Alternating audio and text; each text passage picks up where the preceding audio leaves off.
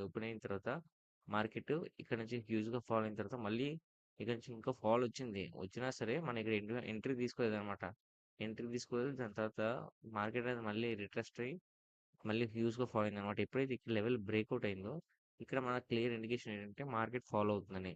దాన్ని బేస్‌గా ఎప్పుడైతే ఇక్కడ బ్రేక్‌ఔట్ అయిందో ఇక్కడ నేను పుట్ ఆప్షన్‌ని ప్లాన్ చేసుకున్నానో ప్లాన్ చేసుకున్న తర్వాత 100 సక్సెస్‌ఫుల్‌గా క్యాప్చర్ చేసుకున్నాను ప్రాఫిట్ అనేది. సో, దాని తర్వాత ఎటువంటి ట్రేడ్ తీసుకోవట్లేదు. ఎందుకు ఎందుకు ఇక్కడ ప్రాఫిట్ అనేది బుక్ చేసుకున్నాను అంటే, మార్కెట్ ఇక్కడ మొమెంటమ్ అనేది ఎప్పుడైతే బ్రేక్‌ఔట్ అయిందో, మార్కెట్ ఇంకా ఫాలో అయ్యే ఛాన్స్ చాలా ఎక్కువ ఉందని అనిపించిందనమాట. అందువల్లే ఎప్పుడైతే ఇక్కడ బ్రేక్‌ఔట్ స్ట్రాటజీ యూజ్ చేసి నేను ప్రాఫిట్ బుకింగ్ అనేది చేసుకున్నాననమాట.